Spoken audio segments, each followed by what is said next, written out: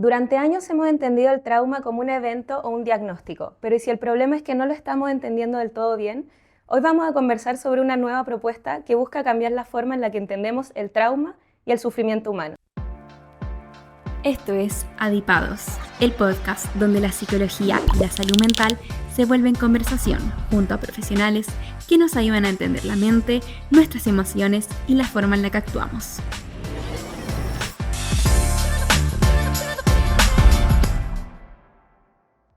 Para lo anterior vamos a estar conversando con el doctor en psicología Felipe Le Canelier, doctor en psicología, como ya mencioné, psicólogo clínico, investigador, experto en apego, creador de la metodología MAR y autor del libro La Organización Temporal del Sufrimiento Traumático. Bienvenido, Felipe. Muchas gracias por invitarme. Bueno, Felipe, para comenzar, me gustaría partir por un lugar un poco más personal. Primero que todo, felicitarte por el lanzamiento de este nuevo libro.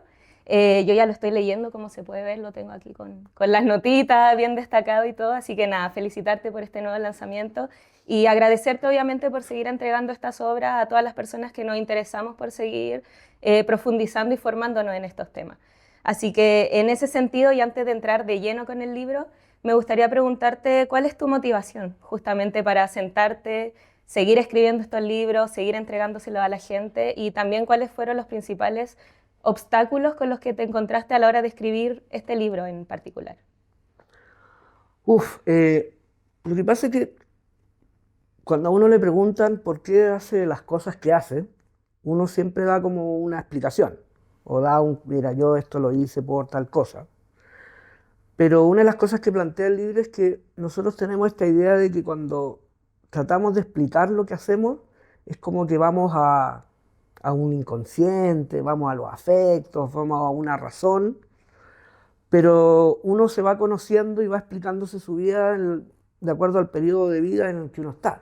¿Qué significa todo esto que te estoy tratando de explicar? Es que yo ahora te puedo dar una explicación de por qué yo escribo tantos libros por la vida, por el momento en el que estoy. Pero si, por ejemplo, tú me hubieras preguntado hace 20 años, cuando escribí mi primer libro, yo te daría otra explicación. Claro. Si tú me preguntaras si llego a los 60 y tantos, ¿por qué escribo tantos libros? Te daría otra explicación. ¿Entiendes? Entonces, en el fondo te estoy dando vuelta a la pregunta porque nosotros dentro de la psicología pensamos como que para explicar la causa de nuestras conductas, por qué hacemos las cosas que hacemos, como que tenemos que acceder a un sí mismo profundo.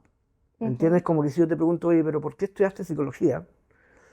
Tú me vas a dar una explicación y se asume de que esa explicación viene de la profundidad de tu ser. Pero una de las cosas que plantea el MAC es que no es así, no. Todo es como una interpretación predictiva que uno se va haciendo a través de la vida de acuerdo al momento en que uno vive. Entonces, te di vuelta a la pregunta, porque en verdad no te la estoy respondiendo. Si tú me preguntas ahora, me divierte. ¿Me entiendes? Pero lo más probable es que si me preguntara en 10 años más te daría otra explicación porque voy a estar en otro estado diferente en mi vida. Claro. Pero el punto es que el MAC, una de las críticas que hace, que no es el único, es que en la psicología nos han vendido esta idea de que hay un self profundo. Hay una personalidad inconsciente, hay un mundo afectivo, y que cuando uno trata de comprender por qué hace las cosas que hace, acude como a esas profundidades de uno mismo, pero en el fondo uno lo que siempre está haciendo es como una interpretación, una mala palabra. Uno siempre está haciendo como un conocimiento coherente predictivo para mantenerte vivo en el presente de acuerdo al pasado.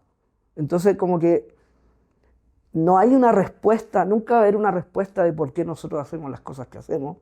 La respuesta va a ser contingente al momento en el que estamos viviendo.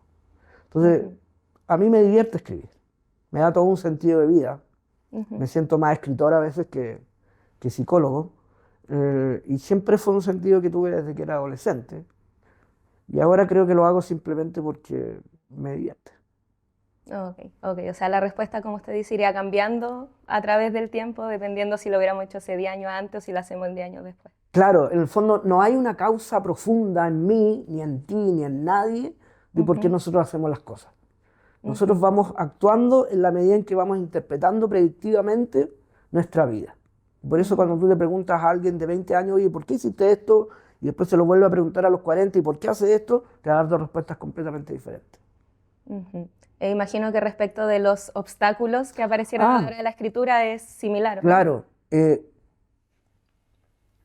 Este libro yo lo empecé a pensar a pensar en serio hace 8 años, a ponerme a estudiar de verdad.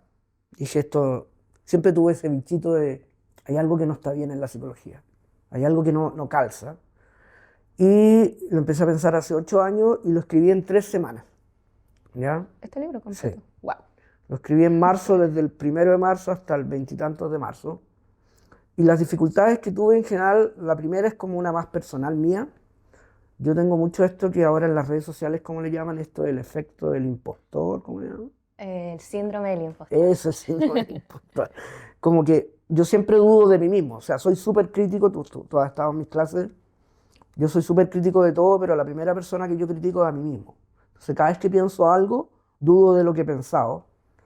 Entonces, eso es una dificultad porque cuesta avanzar si te estás todo el rato cuestionando si esto es coherente, pero esto tiene sentido. Entonces, eso es una primera dificultad que tuve al armar todo esto. Y la segunda es que mis otros libros son como más fáciles de leer. ¿Ya? A mí me cuesta escribir en fácil. ¿Ya? Me cuesta harto. Yo tengo que hacer un esfuerzo bien grande para escribir en fácil. Sé que es importante. Y dije, no, aquí voy a darle rienda suelta, no me voy a restringir en nada. ¿Y dónde está la dificultad? De siempre tener la duda, ¿me van a entender? ¿Alguien va a poder terminar realmente este libro? El libro trata temas que están fuera de la psicología. Entonces, esa es como mi otra gran dificultad, siempre la duda de si alguien va a poder entender lo que traté de decir. Sí, la verdad es que es cierto, puedo sumarme a eso, he leído libros anteriores y es complejo justamente entenderlo, pero bueno, en mi caso voy a hacer el trabajo y ya lo estoy haciendo de avanzarlo y de terminarlo también. Y en ese sentido, doctor, bueno, el libro, creo que este libro va un paso más allá, porque creo que no busca solo entregarnos una nueva forma de intervenir, si lo queremos ver de esa manera, sino una nueva forma de comprender el sufrimiento humano, de comprender el sufrimiento traumático. Y en ese sentido hay un concepto que se repite mucho a lo largo del libro y que incluso usted menciona que aparece insistentemente este concepto, pero que no es al azar, que es el concepto de epistemología, que tiene un poco que ver en la forma como construimos conocimiento o cómo los modelos se acercan o conocen su fenómeno de estudio. Y en ese sentido se propone una crisis epistemológica y me gustaría preguntarle justamente si nos podría hablar un poco más respecto de esa crisis y por qué usted considera que los modelos psicológicos o los modelos más tradicionales de la ciencia humanista hoy quizás no están siendo suficientes o no están dando abasto para hablar para comprender el sufrimiento humano y el trauma.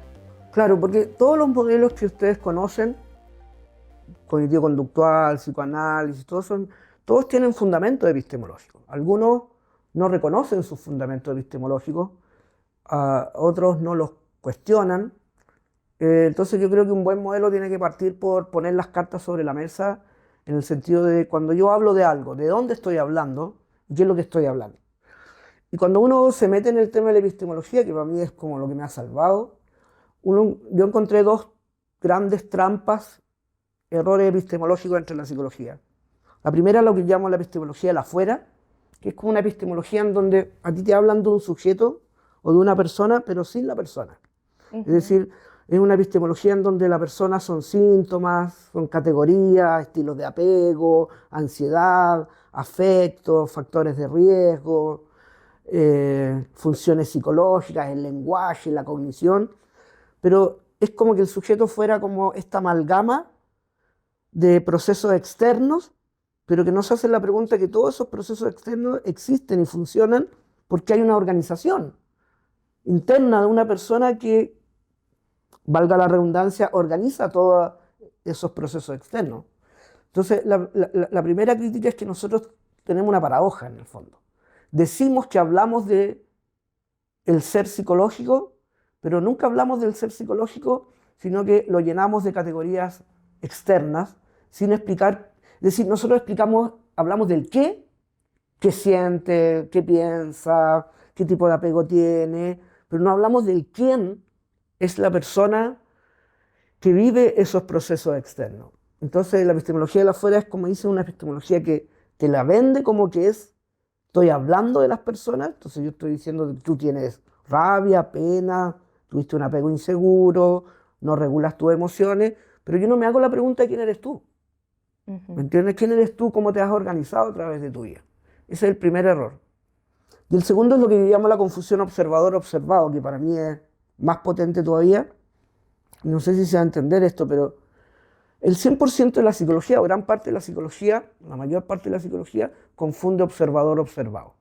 Es decir, inventa toda una serie de categorías: narcisismo, patología psiquiátrica, estilos de apego, procesos afectivos, tipos de emociones, como que esas categorías estuvieran en lo observado. ¿Me entiendes? Es decir, como por ejemplo yo te digo, oye, tú tienes un trastorno narcisista, y yo confundo mi observación, trastorno narcisista, y confundo y creo que tú tienes objetivamente eso en tu cerebro, en tu cuerpo, en tu psique, lo que sea. Y eso es un error súper grave, porque no tenemos ninguna evidencia que nosotros tengamos realmente adentro de nosotros esas categorías que la psicología inventa. Y todo es, para mí, la psicología es esa confusión, delimitar conceptos, términos, categorías, teorías sobre lo observado y pretender que esas categorías están objetivamente ahí. Tú eres narcisista, tú tienes un déficit de atención con hiperactividad. Pero cuando nos vamos a todos estos otros modelos que yo uso, la gran conclusión es que dentro de uno lo que hay es organización compleja. Es decir, tú eres y yo somos un sistema extremadamente complejo de miles de procesos que actúan en diferentes niveles y diferentes momentos temporales. Y tú me puedes decir, ya, pero yo en este momento estoy nerviosa haciendo esta entrevista, ¿ya? Claro, pero eso que tú dices de que estás nerviosa es una interpretación predictiva que tú, tu cerebro y esta situación están construyendo, pero no necesariamente implica que hay algo interno tuyo, una marca cerebral, corporal, que diga, oye, esto es ansiedad. Entonces nosotros siempre estamos atribuyéndole al observado cosas que no están dentro del observado, sino que son distinciones que hace el observador. Y la psicología comete ese error todo el rato. Y eso, como podemos ver después, no es solamente un tema epistemológico, eso tiene consecuencias prácticas que derivan en intervenciones que pueden ser muy violentas, donde yo te impongo a ti lo que tú sientes, lo que te pasa, qué tipo de personalidad tienes, cómo funciona tu inconsciente, y eso puede derivar, imagino que lo vamos a ver después, en imposición terapéutica práctica. Sí, y respecto a lo que estaba mencionando, doctor, me recordó una frase que usted hace en el libro, que es una frase bastante coloquial en comparación a lo complejo que puede resultar el resto del libro, donde menciona que a nuestras teorías les falta calle. Sí. No sé si puede profundizar un poco más en esa idea. Es que esa es otra confusión observador-observado. Yo, dentro de mis modelos, planteo que las personas tienen creencias racionales e irracionales, que no saben regular sus emociones, ¿me entiendes? Que tienen procesos X, pero la gran pregunta es, y que tienes que hacer consciente tu inconsciente, que tienes que conocerte a ti mismo, que tienes que criar respetuosamente.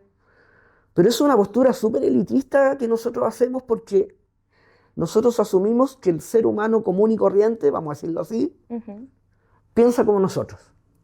Pero si tú miras el ser humano, si tú miras en Chile, 70-80% de las personas ganan un sueldo miserable. ¿Tú crees que esas personas están preocupadas de hacer consciente su inconsciente, de criar respetuosamente, ¿entiendes?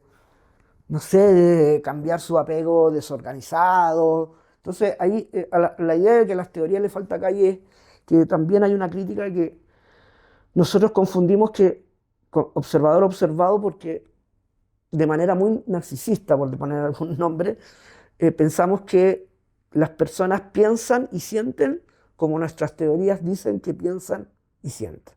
Y en ese proceso nos hemos desconectado de la mundanidad del ser humano a pie, como dicen, del ciudadano a pie, y nos hemos alejado de ello. Ujú. Y en ese sentido, doctor, ¿cuál sería para usted el giro que propone este libro respecto de todos esos modelos más tradicionales o de esas visiones un poco de psicología sin el sujeto, por decirlo así? Difícil tu pregunta, porque eso es como todo el libro. Eh, el primer giro es la idea de salirse, porque, a ver, si nosotros confundimos observador-observado y usamos toda una amalgama impresionante de categorías y conceptos para entender la psicología de las personas, pero esos conceptos no están en las personas, están en el observador. La pregunta es, entonces, ¿qué es lo que está en el observado? Porque yo si te digo, mira, todo es observador-observado, todo es la confusión, entonces tú me puedes decir, me dejas en la misma, porque no me estás diciendo nada, entonces, ¿quién soy yo? ¿Cómo funciona? Entonces yo, frente a esa pregunta, dije, no puedo usar las herramientas de la psicología. ¿Ya? No puedo usarlas porque las herramientas de la psicología operan bajo la epistemología sin sujeto y una confusión observador-observado. Entonces, ¿qué es lo que hice yo? Irme a herramientas de disciplinas que sí han explicado nuestra gran organización de manera súper científica y que tienen mucho más tradición que nosotros. Y ahí es donde creo que hay uno de los primeros aportes del libro, es ir a las ciencias de la complejidad, la idea del procesamiento predictivo, el enactivismo, la filosofía, para tratar de comprender lo observado. Entonces creo que ahí hay un salto o un cambio de decir yo no voy a ocupar no voy a ocupar la psicología, voy a irme a ciencias que sí han intentado explicar lo observado, desde lo observado y no necesariamente desde lo observado. El segundo es el tema de la temporalidad, ¿ya? Que creo que ahí es donde está el gran tema. Una de las críticas que yo hago en el libro es que nuestros enfoques, muchos de los enfoques ni siquiera son temporales. Hay enfoques que te dicen explícitamente, nosotros no nos interesa el pasado de la persona. Todo es presente, ¿entiendes? Pero en los sistemas complejos del pasado, el presente se explica por el pasado. Entonces, hay modelos que no son temporales, explícitamente, hay modelos que se dicen temporales, pero que no lo son, como los modelos de la psicología del desarrollo. Un modelo temporal no es un modelo que te dice que un niño a los 2 años tiene que hacer tal cosa, no es un modelo que plantea estadios del desarrollo. Hay otros modelos como los del apego que se dicen temporales, pero no son temporales porque es como la idea de encontrar tu apego temprano y a partir de tu apego temprano te pegas un tremendo salto al presente. Lo que Mack plantea es que un modelo temporal tiene que explicar cómo es que cada ser humano se hace camino al andar temporalmente a través de su vida. Y eso yo creo que he conocido muy pocos modelos realmente temporales, de temporalización, así como, y ahí yo tomo la idea de temporalidad de Heidegger. Creo que ese es el segundo aporte. El tercer aporte es agarrar todo lo anterior y decir, ya, pues entonces entendamos de manera diferente el trauma. Que para mí el trauma no es un diagnóstico, no es una categoría. Yo no hablo de trauma complejo, de hecho dice sufrimiento traumático, como para tratar de explicitar esto es una experiencia temporal. Entonces creo que ahí está el tercer aporte, en el sentido de que yo he leído todos los modelos del trauma, me he leído a todos los famosos del trauma, el Bessel van der Kolk, el Peter Levine, y me he leído todos los policabales, y ninguno es un modelo temporal del trauma. Que entiendo que lo vamos a ver después. Y lo tercero es como también hacer una reformulación en relación al cambio. Lo cuarto, al cambio. Es decir, la psicología, casi toda la psicología opera bajo el dictum conócete a ti mismo. Si tú te conoces a ti mismo, tú vas a cambiar. Identifica tus emociones, detecta tus pensamientos automáticos, trabaja tus estrategias de regulación emocional, comprende y mentaliza tus vínculos. Y ahí el cambio que propone el Mack es que conocerse a sí mismo sin actuar de una manera diferente en el mundo no tiene ningún sentido. Y ahí es donde yo creo que muchas personas estarían de acuerdo, de pacientes que te llegan, que han estado como en 20 terapias, y en las 2 sesiones te dan un listado de todo lo que les pasa, saben más de psicología que sus propios terapeutas, pero siguen haciendo las mismas cosas, que los hacen sufrir. Entonces creo que ahí, en fondo, cada propuesta es cada capítulo o cada parte del libro. Y retomando, doctor, una de las cosas que mencionaba, justamente una de las ideas a lo mejor más interesantes del libro es justamente lo que usted propone, esta distinción entre entender el trauma como un evento versus entenderlo como una organización temporal del sufrimiento traumático, que yo creo que es muy distinto a cómo la mayoría de las personas entienden el trauma. Creo que si vamos a donde cualquiera y le preguntamos qué es el trauma, probablemente va a decir el resultado de haber vivido una experiencia chocante, intensa y qué sé yo.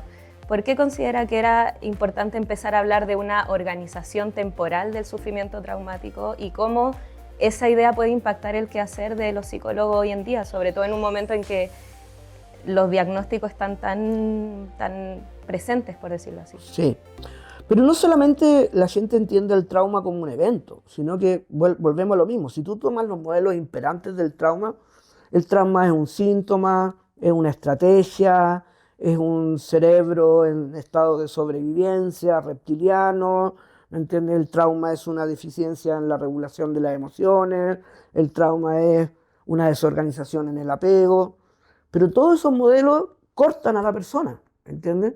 Toman al paciente y le tratan de delimitar estos criterios afueristas que yo llamo. Pero ningún modelo se hace la pregunta, pero el trauma es una experiencia temporal. El trauma es cómo es que tú te vas haciendo camino al andar en una vida que siempre te está poniendo dificultades, desafíos, en donde te cuesta organizar esos mismos desafíos, y a veces la misma manera de organizar esos desafíos provoca más sufrimiento traumático. Entonces, comprender la temporalidad del trauma, y aquí voy a ir a una respuesta súper práctica, implica que tienes que tomarte el tiempo de comprender la vida de una persona. Y nadie quiere hacer eso. Y ahí entramos en otro tema, ¿me entiendes? Que es el tema de la burocracia y la mercantilización de la psicología. Es decir, ¿qué es lo que piden todas las instituciones? No, dan 10 sesiones, la terapia breve, las 10 sesiones, dame el psicodiagnóstico, dame el informe. Pero temporalizar la vida humana implica tener que tomarte el tiempo de escuchar al otro y hacerte un modelo, una explicación de cómo es que este ser humano específico que tienes al frente se ha hecho camino al andar en una trayectoria temporal cargada de sufrimiento. Creo que ahí viene la frase que el que tiene el poder del tiempo tiene el poder del cambio. Claro, pero ya nadie tiene tiempo. Entonces, como nadie tiene tiempo, no estamos generando el cambio que las personas necesitan, más bien nosotros nos contamos la narrativa autojustificada de que estamos generando grandes cambios en el otro, pero en verdad es imposible que en poco tiempo tú generes esos cambios. Eso es un dogma, ¿me entiendes? Muy capitalista, mercantilista de la psicología. Más es menos. Es decir, no, haz pocas sesiones, pero eso es porque tienes que optimizar recursos. Pero las personas para cambiar necesitan muchas experiencias de vínculo y de cambio. Y en el libro, doctor, antes de entrar de lleno a hablar de sufrimiento traumático, usted hace una pasada por una serie de conceptos, sistemas complejos, aleostasis, homeostasis, enactivismo, etc. ¿Por qué lo organizó de esa manera? ¿Por qué cree que esos conceptos son importantes justamente o ayudan a comprender la idea del sufrimiento traumático? Porque si la psicología confunde observador-observado, una psicología revolucionaria, paradigmática, tiene que empezar a entender lo observado desde lo observado. Yo pongo la cita de alguien que nadie entiende, que en verdad que es Friedrich Hayek, que es un economista que ahora usan los liberales, pero lo mal entienden. Hayek decía, al sistema hay que comprenderlo desde el sistema. Y ahí es donde vuelvo a repetir que, ¿cómo yo comprendo al sistema del sistema? ¿Cuáles son los modelos que me usan? No encontré ninguno en la psicología. Y me fui a las personas que realmente investigan al sistema desde el sistema, que son disciplinas que tienen mucho más tiempo, son más potentes, y ahí voy a los sistemas complejos. Me encontré con todos esos modelos que busqué, y todos tienen esa característica que lo que hacen es entender el sistema desde el sistema, la organización desde la organización, ¿ya? Algunos igual cometen algunas falacias epistemológicas que yo critico, pero eso a mí me dio como una heurística, no sé si te acuerdas de la famosa, sí. Como una herramienta teórica en donde yo podía ahora por fin salirme de la psicología, que era lo que yo quería, y empezar a tomar un camino diferente, pero sobre todo apoyado por disciplinas o modelos que son súper potentes, muy científicos. La teoría del procesamiento predictivo, que tiene miles de nombres, está siendo considerada como la revolución en la neurociencia actual. Se acaba de publicar hace poco un resumen de los estudios sobre neurobiología y conciencia, y el procesamiento predictivo es de los modelos más publicados. Entonces, uno se tiene que servir de herramientas teóricas que no confundan observador-observado y que no solamente cometan epistemología en la afuera. Y yo encontré en esos modelos todo un cambio súper paradigmático que me abrió la puerta para lo que a mí me interesaba, que era el sufrimiento traumático. Porque ninguno de esos modelos habla del trauma, ¿ya? O sea, eso también es importante aclarar. Yo tomo esas herramientas, pero me tuve que pegar un salto. De hecho, ninguno de esos modelos habla del apego, no habla del desarrollo, no habla del desarrollo infantil, no hablan del trauma. Yo tuve que usar lo que me convenía usar para pegarme ese salto de la temporalidad del sufrimiento traumático. Y doctor, además de conceptos, tal como usted lo acaba de mencionar ahora, a lo largo del libro se mencionan muchos autores también, desde economistas, filósofos, científicos, etc. Acá, a modo muy personal, de que tal vez una recomendación de su propia bibliografía, ¿existe alguno que usted recomendaría a la gente, a sus lectores, que puedan profundizar en su obra, ya sea por un gusto personal o porque también nos pueden ayudar a entender mejor este mismo libro? Bueno, yo uso mucho el enactivismo, y el enactivismo fue originalmente, bueno, es una mezcla entre fenomenología, Heidegger, Husserl, el pragmatismo de Dewey, pero de alguna manera el que le pegó un salto al enactivismo fue Francisco Varela, que es chileno. ¿Me entiendes? O sea, que eso, yo recomiendo obviamente que leer a Varela, recomiendo leer... Tomen, hay un tipo que se llama Gallagher, Sean Gallagher, que habla mucho del enactivismo. Yo les recomiendo sobre todo a la gente que lea enactivismo, porque ahí se van a dar cuenta de que nosotros, la gran mayoría de los modelos son casi todos reduccionistas, simplistas, y que hemos errado el camino. Yo recomiendo un poco harto el enactivismo. Y ahí yo tengo que decir que, y esto es un tono muy personal, yo hace muchos años que no me leo un libro de psicología, ¿ya? De hecho, hace poco me leí un libro de un modelo muy famoso y me aburrió. Entré al tercer capítulo y dije, pero aquí no me están diciendo nada, no me están explicando nada, no hay ninguna reflexión, todo como práctico, todo. Pero yo recomiendo leer y seguir a personas de marca más nacional que andar copiando como loro a todo lo que dicen en Europa y en Estados Unidos. Y en ese sentido, doctor, bueno, si nosotros cambiamos la forma en la que vamos a entender, en este caso, el trauma, el sufrimiento traumático, también debería cambiar la forma en que nos acercamos a las personas, la manera en la que esto se interviene, y ahí un poco aparece el modelo de apego y complejidad, como una manera distinta de poder comprender al ser humano y cómo ha organizado su experiencia a través del tiempo. Uno de sus postulados, a lo mejor muy en simple, es que las personas somos únicas, somos irrepetibles y somos inclasificables. ¿Cómo hoy en día el psicólogo actual debería tomar esa idea a la hora de enfrentarse a los procesos psicoterapéuticos?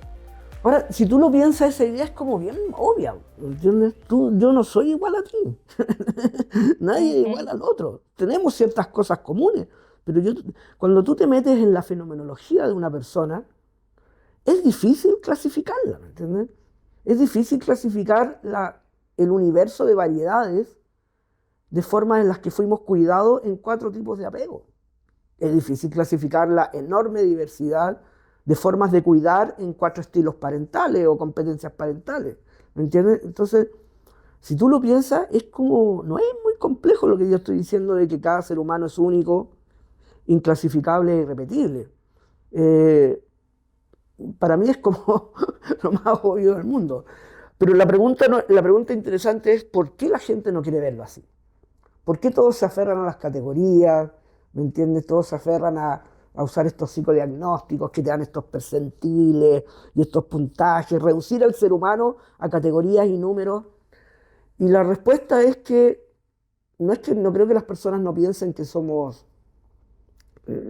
no somos únicos, sino que trabajan siempre en instituciones tan burocratizadas y mercantilizadas, en donde categorizar siempre es más barato. Ese es el punto. Esto es un tema de economía de recursos, ¿ya? Categorizar es más barato. Categorizar, si tú haces informes judiciales, clínicos, categorizar siempre es más rápido. Entonces, lo que yo propongo, y que no soy el único, es que no, si queremos realmente ser una disciplina humana, humanizante, humanizada, respetuosa, tenemos que tomarnos todo el tiempo que sea necesario para comprender la unicidad fenomenológica de cada ser humano. Pero lo triste es que eso ya prácticamente no se observa. Mira lo que pasó con la psiquiatría. La psiquiatría antes del DSM-3, DSM-1 y DSM-2 eran psicoanalíticos, ¿ya? Y hay un estudio muy famoso que mostró que analizaron cuánto tiempo se tomaban los psiquiatras en atender a sus pacientes antes del DSM-3. 4 o 5 horas a la semana. Mira cuánto se demora un psiquiatra o un neurólogo en atender a un paciente. 15, 20 minutos. ¿Y eso por qué? Porque el DSM-3 le dio a los psiquiatras y a los neurólogos y a los psicólogos, desgraciadamente, una herramienta para optimizar tiempo-recurso. Y en ese proceso de herramienta de tiempo-recurso dejamos de comprender realmente a las personas. Ahí está entonces el impacto. Y otra idea, doctor, que se menciona muchísimo en el libro es justamente la idea del cambio psicológico o del cambio terapéutico, tal vez si lo queremos llevar a ese contexto. Y usted habla del cambio como una nueva forma de habitar la vida. No sé si puede profundizar un poco en esa idea y cómo es que en los espacios psicoterapéuticos, en los espacios más clínicos, se podría promover justamente esto de habitar la vida de una manera diferente. Bueno, ahí vuelvo, tomando tu pregunta anterior, a recomendar a que lean sobre el enactivismo. Porque el enactivismo le da un golpe a la psicología, pero impresionante. Porque el enactivismo lo que te dice, somos más que cerebro, somos más que cuerpo, somos más que ambiente. Somos una danza circular. Cada experiencia que tú y yo estamos teniendo en este momento, no está en tu amígdala, necesariamente, no está en tu dopamina, que ahora la dopamina es como todo es dopamina y que las redes sociales, pero tampoco solamente está en tu cuerpo, no está solamente en lo que te está pasando a ti ahora, y tampoco está en este mundo, en este ambiente, en esta oficina donde estamos. El activismo lo que te propone es que cada experiencia humana es una dinámica circular, multicausal de tu cerebro y tu cuerpo y tu mundo organizándose constantemente. ¿Qué significa eso? Que el cambio no está solamente en tus pensamientos, tus estados mentales, tu dopamina. El cambio tampoco está necesariamente en que tú te conectes con tu cuerpo sensorial, tu cuerpo somático. El cambio tampoco necesariamente está en cambiar la cultura, el ambiente socioeconómico. El cambio tiene que implicar que la persona vaya reorganizando esta danza circular cerebro, cuerpo, mundo. Pero ¿cómo se produce ese cambio? No se produce necesariamente tomando conciencia de ti mismo, accediendo a tus estados mentales o conectándote con tu cuerpo. Los seres humanos somos seres vivos, y los seres vivos, ¿cómo cambian? Cambiando el mundo, en actuando formas diferentes de estar en el mundo. Si quieren pensarlo de una manera más obvia, creando hábitos diferentes. Y esos hábitos, en la medida en que yo voy actuando, antes hacía esto, que me hacía mucho daño, y de a poco voy empezando a actuar de una manera diferente. Pero no es conductismo puro, porque nosotros creemos que para actuar de manera diferente, igual tiene que haber alguna comprensión personal, subjetiva, ¿me entiendes? Y ahí está el gran concepto actual, que es el agenciamiento. Los sistemas vivos que se mueven, cambian. Los sistemas vivos, o te lo voy a poner de otra manera, sistemas vivos cuando se mueven, cambian. No cambian cuando hacen consciente su inconsciente, no cambian necesariamente cuando cambian su mente. Entonces, a nosotros nos han contado todo una noción psicologicista de tú eres lo que tú piensas. Entonces, si tú piensas diferente, vas a actuar de manera. Tú eres lo que sientes. No, ¿me entiendes? Tú eres lo que haces. Porque tú puedes pensar en este momento que no estás acá, estás en la playa, pero la realidad es que estás actuando acá conmigo en este ambiente. Yo puedo tener la fantasía de que soy el deportista más top del mundo, pero voy a una cancha, yo juego tenis, y ahí aparece el real. Es decir, la realidad de lo que somos aparece en la acción, y eso lo decía Sartre en su existencialismo. No somos lo que pensamos que somos, no somos lo que sentimos que somos, somos lo que actuamos. Entonces el cambio es una enacción, no es un conócete a ti mismo, y ahí es donde hay una crítica muy potente. Por un lado, nuestros procesos de cambio son todos reduccionistas, o cambio la mente, o cambio el cuerpo, o cambio el mundo, pero son todos bajo este dictum de la autoconciencia, pero la evidencia es súper clara de mostrar que es la agencia, el actuar en el mundo, el cambiar, actuar y provocar resultados diferentes en el mundo, lo que genera el verdadero cambio. Y hay una pasada del libro, doctor, donde usted menciona justamente que la acción es un motor de cambio más poderoso que la reflexión, que la mentalización, etc. ¿Usted cree que la psicología de hoy en día está un poco al debe con darle un lugar central a la acción y al agenciamiento por sobre los procesos reflexivos? Bueno, eso lo demostraron ya yéndonos el modelo de procesamiento predictivo que se llama inferencia activa. Y ellos lo que demostraron de alguna manera es que actuar tiene más potencia que pensar. ¿Ya? Y tomando tu pregunta, la gran crítica es que nosotros todavía seguimos viviendo en la ilusión de la mente. ¿Me entiendes? Sí, y eso es una confusión observador-observado. La psicología convirtió su campo de acción. ¿Cuál es su objeto de estudio principal? La mente o el cuerpo. Y entonces hace esta análisis, hace esta inferencia. Para mí, como psicólogo, la mente es lo más importante, para ti también.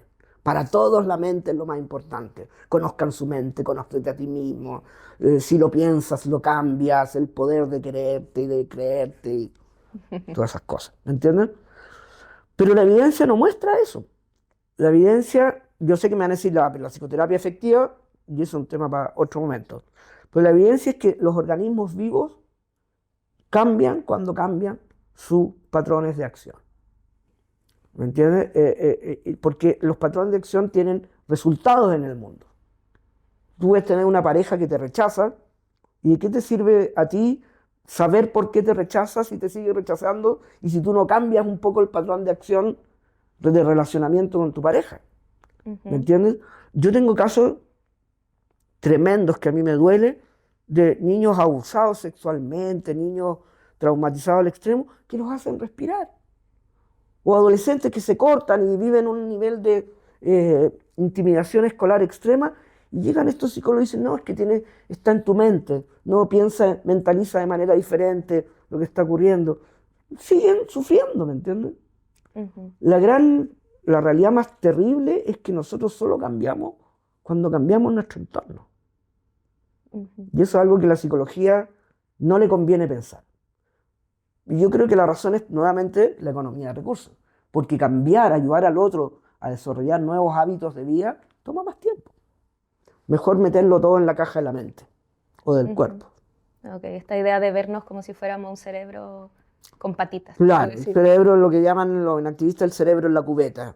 Ahora todo es dopamina, redes neuronales, amígdala, pero el cerebro, y esto se publicó hace poco, hay un filósofo que me encanta que se llama Thomas Fuchs, que es un fenomenólogo, que es psiquiatra, y él plantea el cerebro sin el cuerpo y sin el mundo es simplemente una masa gelatinosa eléctrica que no hace nada, no piensa nada, no dice nada, no puede hacer nada.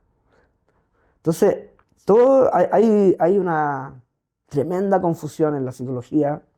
Creo que las redes sociales han empeorado la confusión de manera extrema. Todos hablan de la dopamina ahora. Ya, yo veo redes sociales y la dopamina. La dopamina no existe sin un cuerpo, sin un mundo, sin una historia. Esa idea así como, uy, veo las redes sociales, se me activa la dopamina y quiero seguir viendo redes sociales. Es una versión súper reduccionista. La dopamina es esto comparado con toda la dinámica histórica de tu cerebro, cuerpo, mundo. Entonces, y voy a parar acá, pero esa es otra de las grandes frustraciones y que trata de expresar el MAC, y es que vivimos en un mundo mucho más simplista psicológicamente de, por ejemplo, cuando yo empecé a estudiar hace 20 años. Las teorías son más simples, más concretas, más reduccionistas, y las redes sociales lo han empeorado todo. Ahí tenemos, doctor, creo que una crítica importante para que nos quedemos pensando justamente en eso. Para continuar, me gustaría invitarla a participar de una dinámica que se hace acá en Adipados, que tiene que ver un poco con responder una pregunta que envían quienes nos ven y quienes nos escuchan. Entonces, a continuación le voy a leer una pregunta que es de nuestras seguidoras, que ella consulta lo siguiente. Dice, en consulta muchas veces vemos pacientes cuya historia está marcada por experiencias traumáticas, pero que no necesariamente cumplen criterios diagnósticos clásicos. Desde el modelo de apego y complejidad, ¿cómo podemos comprender ese sufrimiento sin caer en la patologización, pero tampoco minimizando el impacto que esas experiencias siguen teniendo en la organización de su vida? La complejidad del sufrimiento traumático nunca se ha podido encajar en las categorías diagnósticas, ¿ya? Cuando tú te metes en la vida, porque piensa un poco, yo empecé a hablar del trauma, ya se van a cumplir 18 años, y en esa época los casos de trauma complejo los teníamos que ir a estudiar al Sename, Senda, a la cárcel, pero eran como en nuestra mente, yo creo que no era así, pero en nuestra mente esto le llamaban casos de alta complejidad todavía, eran como la excepción. Pero yo que superviso todo el rato y atiendo, ya prácticamente ya no es la excepción. Los casos de sufrimiento traumático son como la regla ahora, ¿ya?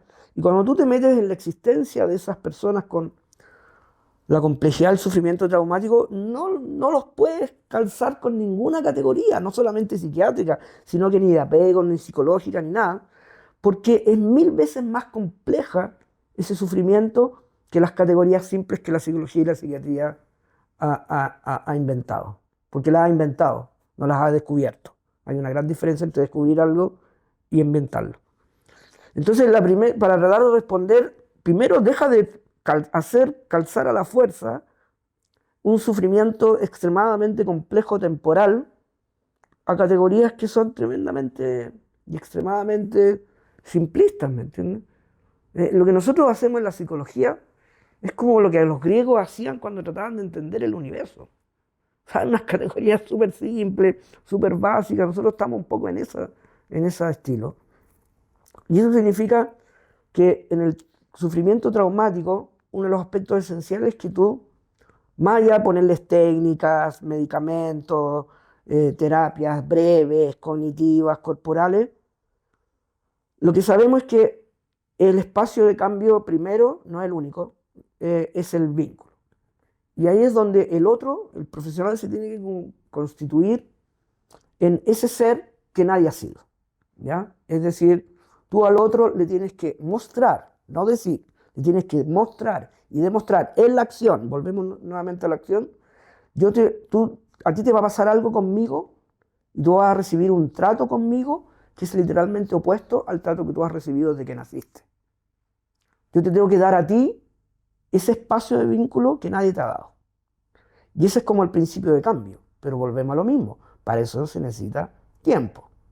Y como nadie tiene tiempo, nosotros estamos haciendo una cantidad de cosas retraumatizantes y iatrogénicas, incluso en los que se dicen especialistas o especialistas en trauma. Entonces, ese es como el gran problema. El otro día leía unos estudios que se pueden extrapolar a Chile, más todavía, dice que en Chile, si tú tienes un niño, un adolescente, un adulto con un sufrimiento traumático complejo, la probabilidad de que la atienda, que reciba una ayuda relativamente con impacto y sentido, es como del 3%. Es decir, te lo pongo al revés, si tú tienes una persona, niño, adolescente o adulto, con sufrimiento traumático, hay como un 90-95% de probabilidades que le va a tocar un profesional que no tiene idea de lo que está haciendo. Y que si sabe lo que está haciendo, no va a tener los recursos de tiempo para darle a esa persona lo que necesita. Entonces, por eso yo planteo que estamos en una crisis que no queremos reconocer, porque nosotros queremos buscar el sentido. Lo que yo hago es importante, la terapia es efectiva, mi modelo es con evidencia científica. Para estos casos de sufrimiento traumático, nosotros no estamos haciendo lo que hay que hacer y míralo, y por eso la epidemia crece cada año más. Uh-huh. Y llegando ya, doctora, al final de esta entrevista y también con lo que me acaba de mencionar, luego de escribir la organización temporal del sufrimiento traumático, ¿qué le gustaría que cambiara en cómo se habla justamente de trauma, ya sea desde los profesionales a de las personas en general? Yo soy una persona que tengo muy pocas expectativas de todo. Mi primera expectativa es que lean el libro hasta el final. Y ahí ya empiezan los problemas. Porque en verdad yo lo pongo en el libro. el ser humano es un ser muy complejo. Yo creo que nosotros somos la entidad más compleja del universo. Pero los seres complejos necesitan de explicaciones complejas. O sea, al universo no lo entiendes con el ABC del universo. Al universo no lo entiendes con teorías categoriales simples. Mira lo que pasa con la física cuántica. Las cosas complejas necesitan comprensiones complejas. Y las comprensiones complejas son difíciles. Toman tiempo. Un físico se toma como 10 años en decir, creo que estoy entendiendo mi materia de estudio. ¿Me entienden? Las cosas complejas toman tiempo, toman cerebro, toman pensamiento, toman sentarse y pasarse horas y horas y horas leyendo, estudiando, pensando. Y eso es lo que nosotros no observamos en el mundo actual. A mí me encantaría que, y ahí voy a volver a tu pregunta, pero me encantaría que las nuevas generaciones, porque yo confío, a mí me encanta hablarle más a la gente más joven que a la gente de más edad, pero a veces también nos preocupa ver que la gente joven está completamente industrializada. Lo que te piden el consejo, el tips, la técnica, el cuestionario de 30 ítems para medir cosas que son imposibles de medir ni con un cuestionario ni con un psicodiagnóstico. Yo siento a las nuevas generaciones como mucho más pasivas, como uno esperaría más crítica, que ellos hicieran lo que nosotros no pudimos hacer, que es cambiar toda esta psicología. Entonces a mí me gustaría que la gente leyera este libro y se empoderara y dijera, oye, primero, no tengo para qué andar buscando y copiando modelos de Estados Unidos y Europa. En Chile también podemos pensar diferente, ¿no? Que mucha gente lo hiciera. Me encantaría que entendieran algo que es fundamental, que creo que es uno de los mensajes principales del libro, y es que todos estamos equivocados. La psicología tiene un siglo y cuarto. ¿Me entiendes? Una disciplina que tiene un siglo y cuarto está equivocada, como lo estaban las nociones de los griegos sobre el universo, como estaba la medicina antes del siglo XVIII, XIX. Todos estamos equivocados. Aquí el que pretende que se la sabe más, que tiene acceso a la verdad, que su modelo es mejor, es mentira. Todos estamos equivocados. Y el asumir que todos estamos equivocados implica emprender un camino, decir, si todos estamos equivocados, entonces tenemos que luchar juntos para mejorar esta disciplina tan hermosa que se llama psicología, que a mí me apasiona hasta el extremo. Por eso yo creo que soy tan crítico, porque me duele la banalidad de los modelos, me duele la banalidad de los influencers y las influencias de la psicología, me duele el daño que le están haciendo muchos colegas a sus pacientes. Entonces, si todos estamos equivocados, ya, pues emprendamos un proyecto de cambiar esta cuestión, que sea un proyecto chileno, o latinoamericano, centroamericano. ¿Entiendes? No andemos copiando, si las teorías de Europa y de Estados Unidos son súper simples también. Entonces me encantaría eso, que el libro abriera una posibilidad de decir, oye, no tengo que comprarme todo porque me lo dijo un profesor, no tengo que comprarme un instrumento porque, ¿me entiendes? Estamos todos equivocados, entonces esta cuestión hay que generar lo que llaman una revolución paradigmática en la psicología. Que la psicología nunca ha tenido una, nunca.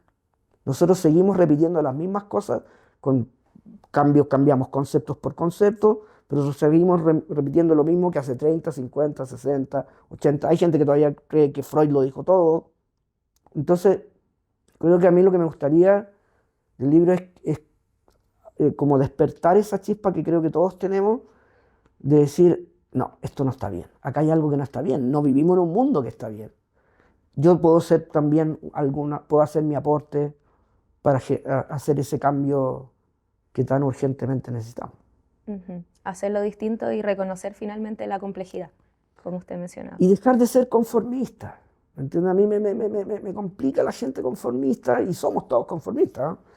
Pero no porque a ti un profesor o profesora te dice que tal teoría es así, no es así, ¿me entiendes? Estamos todos equivocados. La maravilla que tiene la epistemología es que cuando tú me dices, mira, tal concepto, la epistemología lo que hace, mi noción de epistemología es, ¿y a dónde viene ese concepto? ¿Y qué significa realmente ese concepto? ¿Y no habrá algo oculto en ese concepto que no aparece en el concepto, pero que tiene toda lo que llamo como principios extramodelos, principios económicos, culturales? A mí me encantaría que hubiera esa deconstrucción constante en los estudiantes y las estudiantes, que no se compren todo de manera fácil.